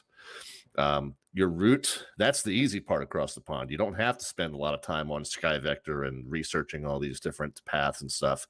That is going to be sent to you the night before. Now, it used to be emailed out. I think in the last couple, they don't actually email them anymore, but you can just log into the CTP website, and where your booking was contained, they're going to have your SoCal assigned SoCal code, and they're going to have your route. So I don't think it actually comes to you in an email, but it is still done for you, which is beautiful. And it isn't done until about the last, 12 hours before the event. Mm-hmm. Once they've got the wind information, and they know what tracks they're using and all that stuff. So, but that is done. It's something you can do as first thing when you turn the computer on, log on to CTP and get that route that should have been put together for you. You will definitely want to be reading the charts. We mentioned in my part of the presentation, we mentioned in Josh's part of the presentation, that you need to be looking at the charts for your departure procedure, your arrival procedure, and your approach procedure, and your taxiway chart. And I'm not a paid spokesperson for Navigraph, but it's a great service. I think it's very affordable. You get charts for everywhere in the globe. If you don't have a Navigraph subscription, that's fine. There are some sources for some freeware charts. ChartFox has charts for a lot of the locations that will be featured in Cross the Pond. And again, refer back to that top bullet point, which we've said multiple times. The pilot briefings are also going to recommend locations where you can look up the charts in many cases. So definitely refer back to that and see if there's recommendations in there as to where you can find those charts. But you can't just program the arrival into the FMC and expect that you've done your due diligence. Pack extra fuel. Now, Josh said earlier on that you don't necessarily need to bring enough fuel to go around the globe twice. But you do want to definitely have a couple hours of extra fuel in case of holdings, delays. You probably will not get the most efficient cruise altitude for your aircraft. That is a fact of life on Cross the Pond Day. You just have to be ready to be less fuel efficient than you ordinarily would be. So make sure you have brought enough extra fuel in the aircraft to not have to pause and refuel, or not have to do something unrealistic, or not have to divert, or not have to disconnect. Just be ready to have extra fuel just in case you need it. The pilot briefings probably will contain some information. The pilot briefings for your origin in particular will probably contain some information about what time they want you to connect and what time they want you to be ready to push. If for whatever reason that information is not contained in your pilot briefing, a good general guideline is to plan to connect about 45 minutes before your takeoff time, and to be ready to push about 20 minutes prior to your takeoff time. However, if different values for those two figures are contained in that pilot briefing for your origin, go by what's in that pilot briefing. But these are just some good general guidelines for when you're going to bed the night before to just kind of plan to be up and ready by approximately those times there. Limit the use of text and chat to reach air traffic control. There's a tendency sometimes where you want to, if you can't get a word in edgewise on a busy frequency, there's a tendency to want to try and text them your message so that they'll respond to you quicker, or you try to send them a private message, or if you have a question that you're not quite sure you want to ask over the radio, you try and send them a private message. The controllers across the pond are going to be extremely busy. Answering the radio is going to be their first priority. So don't try to jump the line, or get your word in edgewise more quickly than everybody else that's trying to by texting. It's probably not going to work out in your favor. The controller's going to be swamped enough just answering the radio. Now, all that being said, if text is the mode of communication that you normally use, then that's absolutely fine. You are allowed to do that on Cross the Pond Day, but don't use it as a way to subvert voice if you're communicating by voice. Last thing, pay attention, keep distractions to a minimum during critical times. In the real cockpit, they refer to that as sterile cockpit. When you're in the terminal environment or at the airport environment, it's very, very busy. You need to be paying attention. Listen out for your call sign. Don't be the guy that the controller has to call 5 times before you answer. Look, I know there's going to be a lot of awesome live streams that you're going to want to watch while you're across the pond, including there's some dude that's going to be streaming at Dulles Ramp. And I know that how tempting it is to get onto that live stream and be interacting and chatting and having all kinds of fun. Across the pond's a great day. It's a lot of fun, but pay attention, listen out for your call sign. Basically, and we touched on this earlier, Evan talked about aircraft types that you should or shouldn't choose for across the pond. Don't try to be doing something that's special, unique, that's going to require a lot of special handling. I'm going to do something non-RNAV routes. I'm going to need all this extra vectoring. This Cross the Pond is not the day for that. Cross the Pond is the day to go with the flow. The controllers are already going to be busy enough handling just the volume of traffic. So the more you're going to try and do something unique and special, the more you're going to be detracting from the controller's ability to handle the workload of everybody on the channel at once. So just go with the flow. Do the standard route with the standard jet and try not to be causing too many additional transmissions on your behalf. However, that being said, if there is something that you don't understand, you need repeated, you need explained, you didn't quite catch what waypoint you were cleared to, absolutely be that guy. Be that guy, pipe up and get clarification to what you were just instructed to do. Don't just do what you think was said if you aren't sure. But again, just try not to be asking for all kinds of special treatment or something super special and unique or different than everybody else is doing. All right, that's going to do it for me. I'm going to turn it over back to you, Evan, but I will leave you with this slide, guys, which is a list of some additional resources that you can check into during the course of this coming week and just to help you prepare yourself for what's going to happen next Saturday. So do check these out. And again, those pilot briefings, we put it right at the top. The pilot briefings for your airport pairing, those are the most important documents. Read them multiple times, know them front and back. And other than that, I'll turn it back over to you, Evan. Guys, enjoy, and we'll be looking forward to some of your questions here coming up in the next bit. Perfect. Yes, I've got lots of questions. Guys, thank you for an Good. awesome presentation. Nicely done. Very thorough, good energy, good exciting stuff, and lots of wonderful tips for people, whether you're flying across the pond or whether you're just flying on the network every day. So thanks for taking the time. I know obviously how much work this was for you guys because I was part of it. So thank you for doing all this stuff to make this presentation happen for everybody. Thanks as well to our moderators for keeping an eye on Twitch, YouTube for us, and for passing on those questions to me. So I've got those all set up here. Before I start going into questions, I just want to give you guys a chance. I know both of you are live streamers, and again, you guys are volunteers here. So if people want to find more information about you, if they want to follow you, or in Rob's case, if they want to actually watch you controlling on Cross the Pond, how do people do that? And then we'll get into questions. Well, for me, it's the live stream called Slant Alpha Adventures. Probably one of the longer Twitch usernames that's out there, but if you smash all those words together with no spaces and just type out Slant Alpha Adventures all mashed together, twitch.tv/Slant Alpha Adventures. And again, it's going to be the Dulles Ramp control is what I've been tentatively assigned, subject to change, but that's what I've been assigned to for now. And we'll be broadcasting live starting at 7:30 a.m. Eastern time a week from today. For me, you can find me at Quas with 2 underscores because everything else is already taken. I'm hoping to be streaming across the pond. At the moment, I'm slated for Oceanic and Scottish. So depending on how my day is looking, I'm also Oceanic coordinator, I think, this year. So I might have my hands a little bit full, but certainly later in the day, I'll be looking to get some streaming done. So you can find me there, QUASS 2 underscores. It's going to be a good time. Perfect. And as well, for those of you who are watching today, if you take a moment, we'd love to get your feedback on what you thought of this presentation. We're hoping to do this every year. We did the one for Eastbound. People seem to like it. Sorry, I should say Westbound. Now we're doing Eastbound. Hopefully you like this one too. FlightSimAssociation.com/survey. Again, that URL, FlightSimAssociation.com/survey. Take a second and tell us what you thought of the presentation, anything we should add, change, or move. We'd love to hear from you guys. So let's get into questions. I got lots of questions, comments, everything under the sun here pretty much. A couple of comments to start off with over on the VATSIM YouTube channel.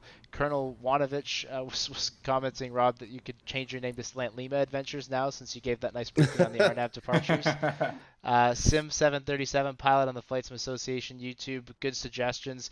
key is prepping beforehand, even suggesting, maybe practice. If you're departing from Dulles, like go fly there tonight if ATC is on, and just get a chance to familiarize yourself with the airport. Make sure you know how to put in those oceanic waypoints, the lat and the longs, because those can be different. Thanks to 757 Spy over on Twitch for a lot of good comments, including a nice thank you to Josh for Easy CP DLC, so thank you for that. And a couple of other good points to bring up here. Someone just commented, I think it was Ryan is his name, this is the busiest VATSIM event of the year. There is a good chance that the server that you normally connect to might be full. You might try to connect and it doesn't work. Just try a different server. That happens every year, so especially that USA East one, for whatever reason, seems to be the most popular. So if you're finding that you can't get onto one server, try another one. If that doesn't work, keep trying.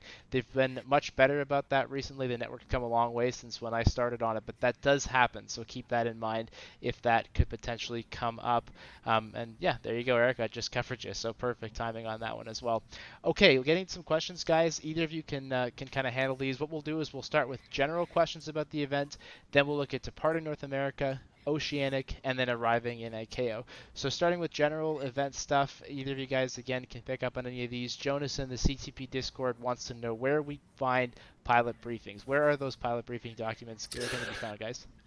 ctp.vatsim.net, and you do need to log into that. And I believe that the last time only the pilot briefing for your booked origin and destination were available. So if you don't have a slot, you might not be able to access those. I think some folks last time had asked the tech team, the web team, to open up those pilot briefings for anybody to look at, because they really do contain a lot of great information and not all of it's limited across the pond. Some of it's really good information to have for any time you want to fly in and out of those airports. But it may be the case that you do have to have a booked slot, and then the pilot briefings for those specific airports that are part of your booking would then be accessible to you. But it is all on the ctp.vatsim.net website. So what if you didn't get a slot? Can you fly in the event? Can you participate at all if you don't have a slot? The recommendation is that you do not try to fly transatlantic without a booked slot. That's the big bottleneck airspace of this event every single year.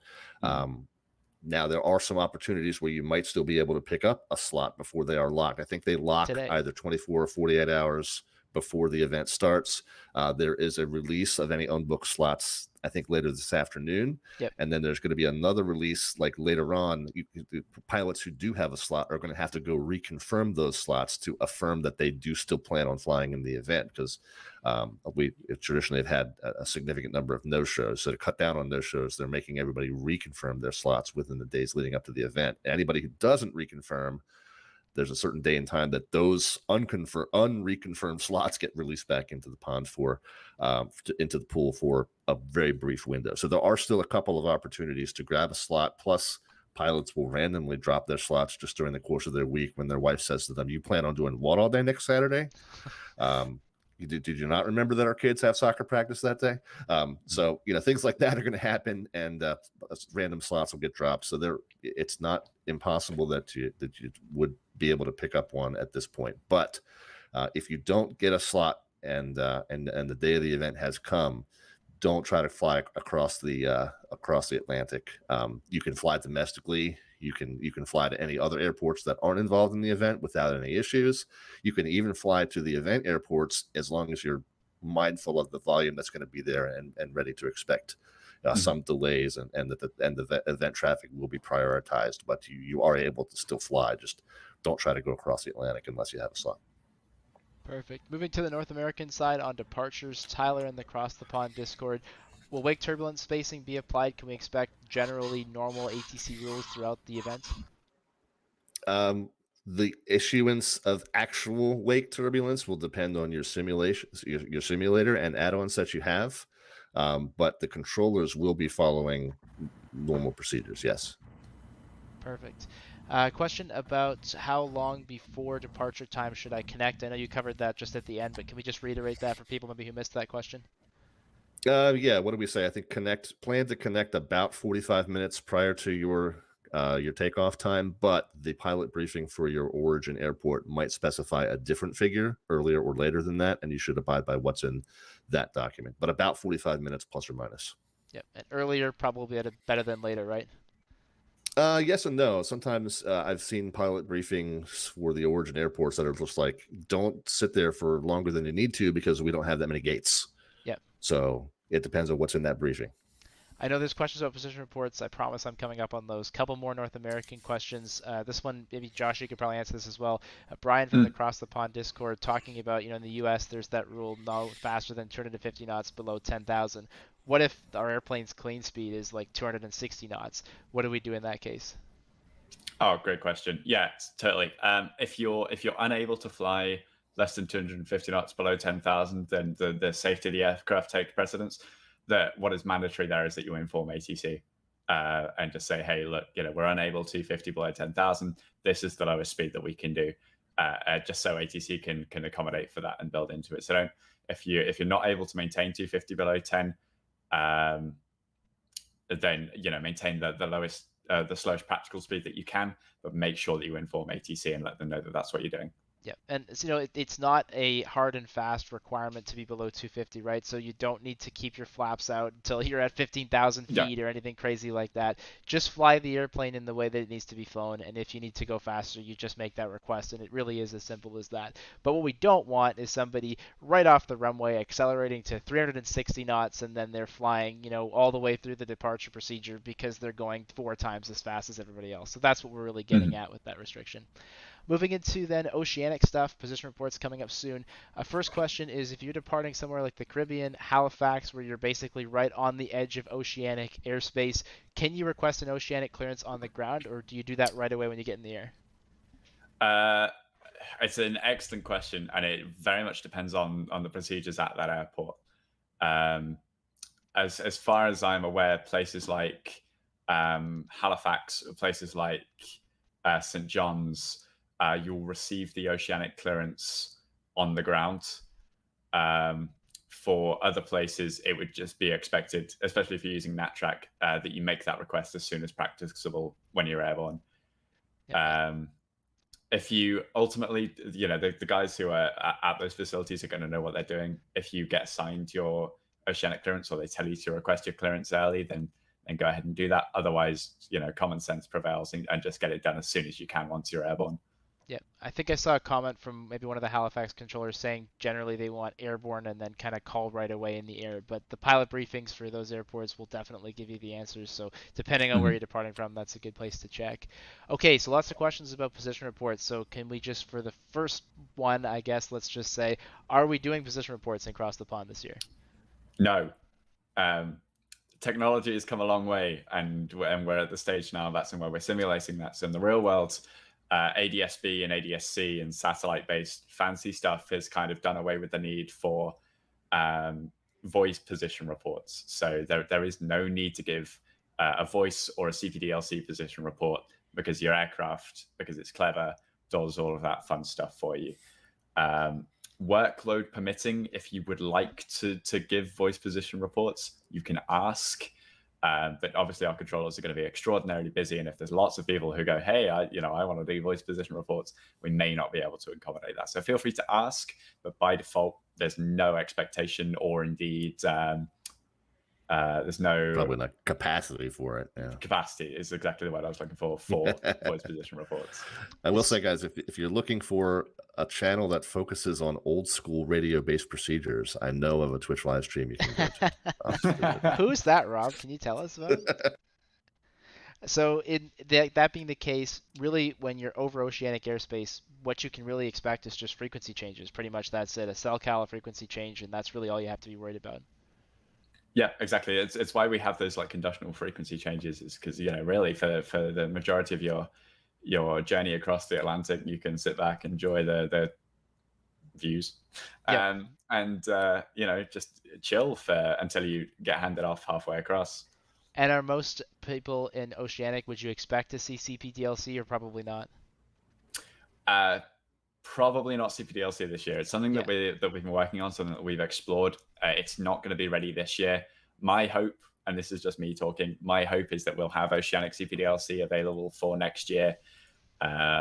It's something that I'm very keen to work on and develop, but I wouldn't expect to see it across the ocean this year.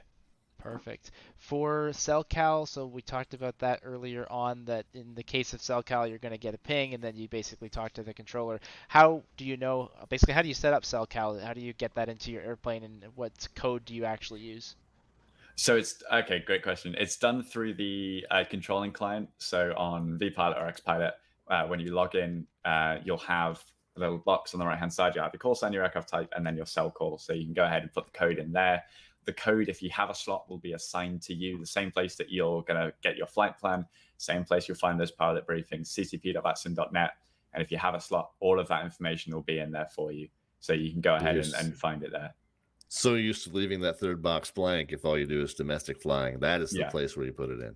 Mm-hmm. Perfect. Chris from the Cross the Pond Discord, question relating to oceanic stuff as well. The TMI, so we have that up on the screen here. We said that was $295. Can you just tell us a little more about what that actually is, what it does? That's too much information. Yes. Okay. Sorry, I completely glanced over that, I think. Yeah, well spotted. TMI is the track message indicator. So for real world oceanic flying, obviously those tracks, oceanic tracks, they will change daily depending on the winds, depending on, where the operators want to go. The process is a little bit complicated, but the long and the short of it is some very clever people at Shamwick and Gander sit down every morning or evening and work out where the tracks should be. So because they change daily, to make sure that the tracks are correct, they include a track message indicator in the message. And all it is which day of the year that we're on. Yep. So all you do is when you submit the clearance, you include the TMI so the controllers know that you have the latest tracks available to you. Right. 295th day of the year, in other words. Exactly. Yeah. Right. Perfect. Yeah, we used to call that Julian date. I think Julian date means something else now. It means number. It's like the Excel day number, the number of days since X date or whatever. But yeah, we used to call that Julian date, the nth day of the year. Yeah. Brian in the Cross the Pond Discord wants to know if you are allowed to go above flight level 410 or traffic just at higher altitudes. Is that going to be allowed? Absolutely. Totally. Absolutely it is. Like I say, we discourage the flying of Concords or stuff like that. But if you're taking your 787 Challenger, Falcon, whatever that can make it up to the ungodly levels, by all means, use them. Make sure you request it. Yeah, you'll have a level assigned for Cross the Pond, and it probably won't be all the way up there. But if you get out into the ocean, by all means, feel free to request a higher level. There's no guarantee you'll get it, and you should plan to do the complete the whole crossing at the level that you're assigned. But by all means, feel free to request a level change once you're out into the ocean. Perfect. And then speaking of over the ocean, or I guess anywhere really, other than that 250 knot below 10,000 thing we talked about earlier, are there any other limits on how fast you can go, or any recommendations on cruising speeds, say for the oceanic crossing? For the oceanic crossing, no. You'll typically be assigned a Mach number, and the reason we assign a Mach number, like I say, is to prevent people from overtaking. Right, you've got to remember we're operating non-radar here, so all of our safety stuff is done based off time. Say one guy crosses a fix at one time, we need to make sure that you're X number of minutes behind him so that you're not catching up on that guy. So if it's close, and typically to preserve that space, we'll assign you Mach numbers that will prevent or limit the amount of overtake that there's going to be. But in terms of actual, is there a hard speed limit? No. Feel free to request whatever Mach number you feel comfortable flying across the ocean. And if we need to change that, then we'll let you know. A couple of questions from my FSA captains, and big thank you to you guys for helping support the stream and everything we do. Starting with Ian, the NatTrack system, which we know is used for the oceanic clearances in the North Atlantic, is that used year-round, or is that just across the pond thing? In the real world or on VATSIM? Here on VATSIM. On VATSIM, we use, for every other day of the year, we use the real NatTracks. For Cross the Pond, sorry, I meant the volume of specifically the application, the website. like the website. Sorry, NatTrack is in the website. That's used year round. Yeah, if there's oceanic control online, you can request a clearance through NatTrack and receive it through NatTrack. It's not. I don't think it's guaranteed or mandatory to be used. I'd have to double check my oceanic documents, but I don't think it's mandatory that that's used. So if you don't receive, on any other day of the year, if you would submit it by NatTrack and don't hear anything, just give them a call on voice. But you can totally use it on any day of the year. Perfect. And Bill from the FSA Discord wants to know if we're simulating HF in terms of the oceanic frequencies versus VHF. Do you hear anything different? How's that simulation handled? Great question. VHF, I remember back in the days of the Audio for VATSIM beta, HF itself as a simulation was a thing. And I think the problem is not all simulators support HF in terms of radio frequencies. So instead we use sort of like a VHF alias. Now, if I'm remembering correctly, the VHF aliases do include HF frequency simulations, so they sound very HFE, crackly, noisy. It will definitely sound distinct to VHF stuff. But in terms of tuning that in the aircraft, you'll tune the VHF alias off that HF frequency as opposed to an HF frequency itself. Perfect. Getting into some of the arrivals now, and not as many Europe questions, so I guess, Josh, you did a great job on covering all the main points. But a couple things for you. Bill wants to know, do you need to report leaving your last assigned flight level if you're given something like when ready or descend via star? Yes, that would be expected of you. As far as I understand it, and actually, maybe you could answer this for me, because Oh gosh, you're going to ask me questions now? Well, I've asked 6 different people and had about 12 different answers. My understanding of it has always been that it's recommended to report leaving a level in North America, but it's not mandatory. Is that correct? Yes, and I know this answer because I keep getting asked this question in real life, and I keep having to show people. So it's in the AIM, the FAA AIM, which is advisory, specifically says that you are supposed to leave your last assigned, or supposed to report leaving your last assigned altitude. In practice, other than me, I think I've heard it 4 times in my career, so it's very uncommon.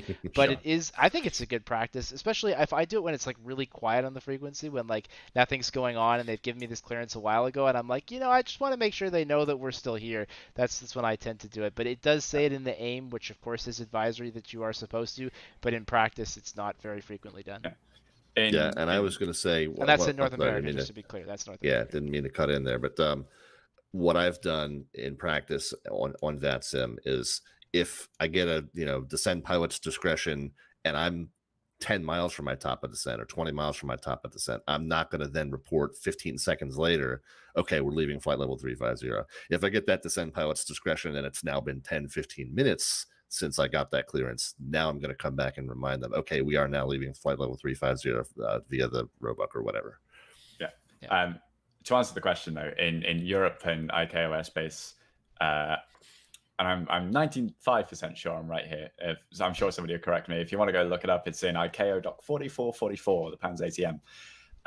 But it is mandatory to report vacating a level if you are given a when ready instruction, just so that ATC know that you are actually out of the level. And as we all know, what is in the documents is exactly how it is actually done in the real world. Always, yes. 100%, totally. Yeah.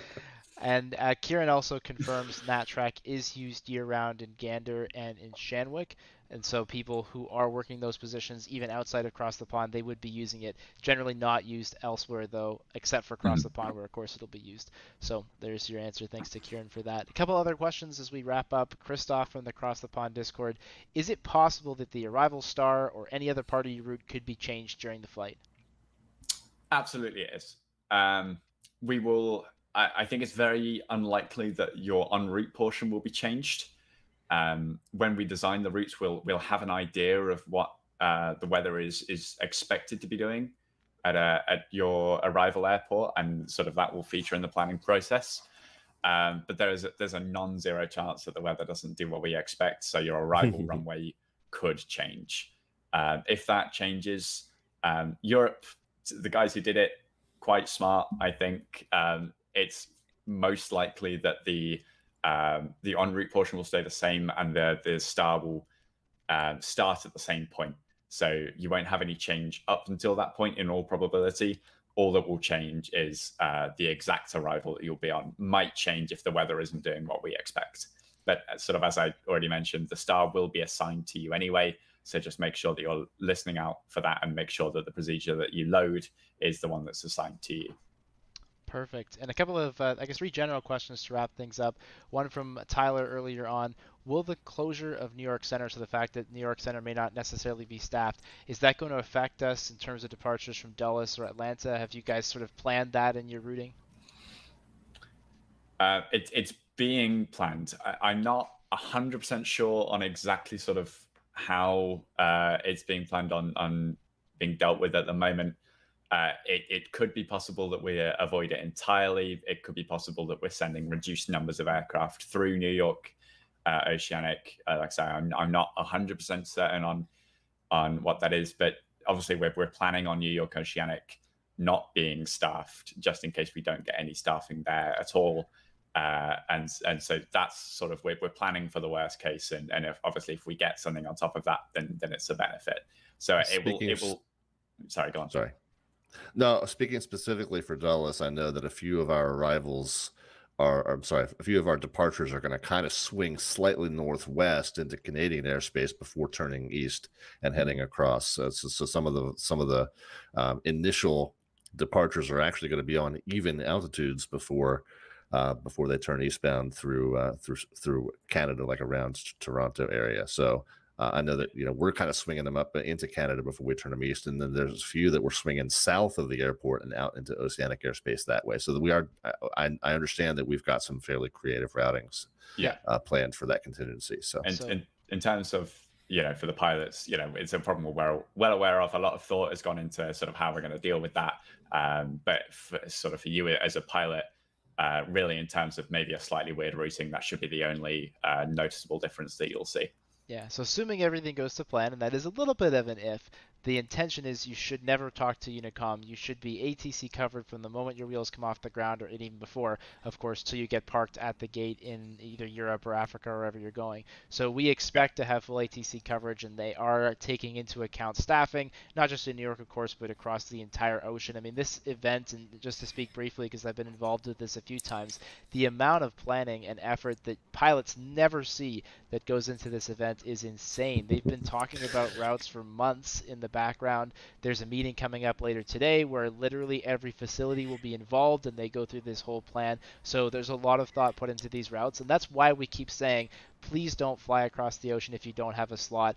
Please follow your route. Fly an airplane that is designed to be part of this event, i.e. not a Concorde, not a hot air balloon, right? Those are great airplanes, but just not for this specific event. So much work has been put in by the people that you see answering all those questions in the Cross the Pond Discord. So out of respect for them especially, and just answering a question that came in from Oliver here, unless you have a slot, do not fly over the ocean. This is just not the day to do that. So if you have a slot, that slot is yours. Use it. If you don't have a slot, there's so many other places on the network that you can fly.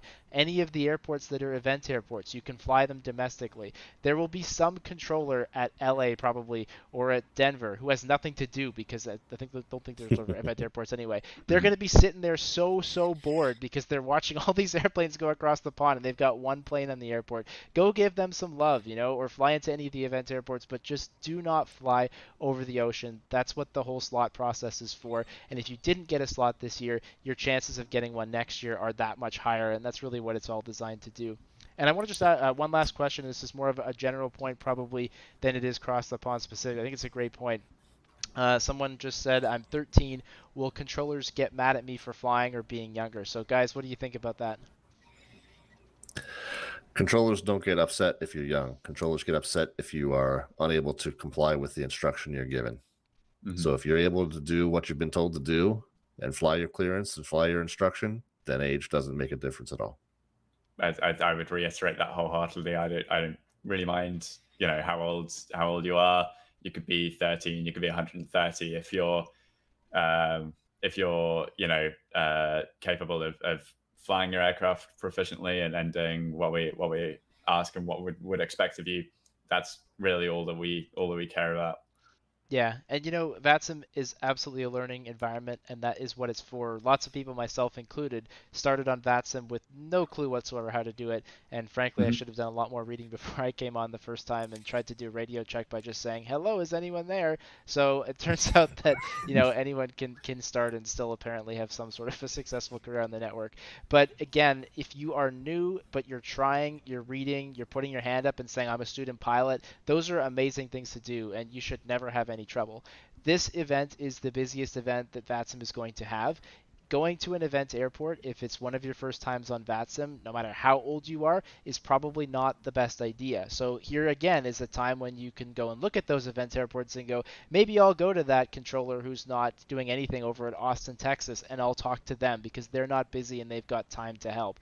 Or this might be a good opportunity if you're somewhat new to the network to just spawn in and listen, assuming that we can find the space on the airport for you to be able to listen. And even better than that, of course, on Twitch, people like Rob and maybe Josh as well, you can actually watch and listen along with them, so you don't have to take up that network slot and be able to get some experience listening to this. So at the end of the day, no matter who you are, what age you are, and what your level of experience is, the network is here to help support you. And if you come into it with the right attitude and you treat it appropriately, you don't come into the busiest event of the year and request VFR closed traffic. If you don't do those things, you really have nothing to worry about.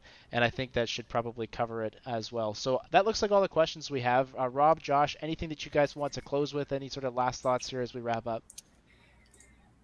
Uh, just from me, thank you everyone for tuning in, and I'm very much looking forward to Cross the Pond this year. It should be a really, really solid event. I hope to see sort of a lot of people flying along, a lot of people enjoying themselves.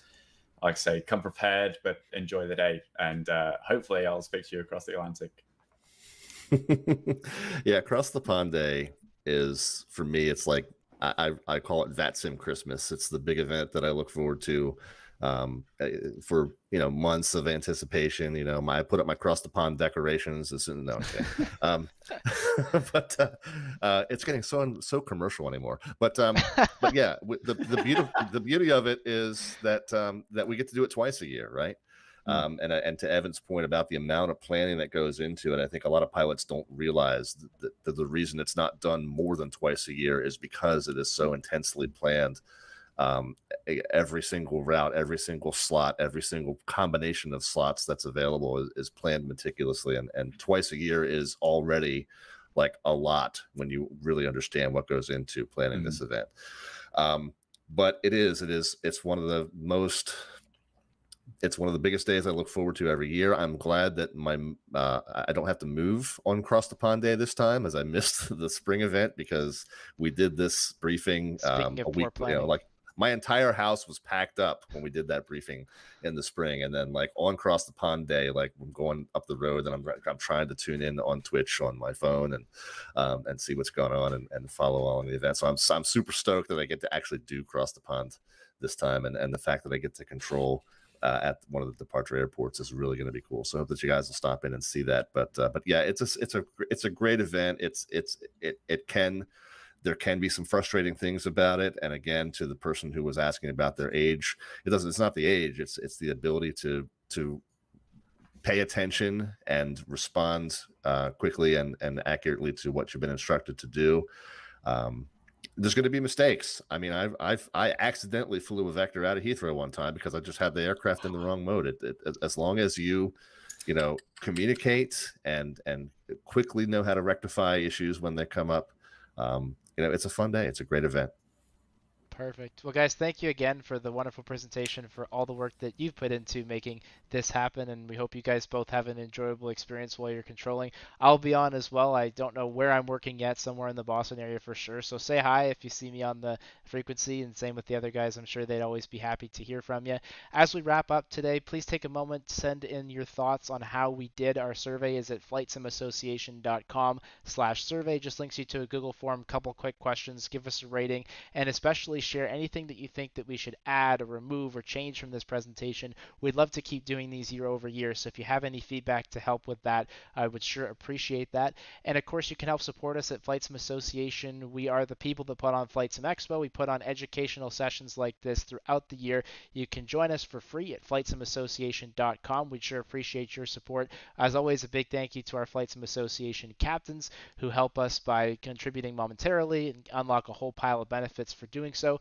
And a friendly reminder coming up for us on October the 27th, so just after Cross the Pond, we have a webinar talking all about virtual reality and how you can start to integrate the VR headset into your setup if that's something you're after. Great opportunity for anyone who's never tried VR before, or you've thought about it and you're looking to incorporate it in your setup.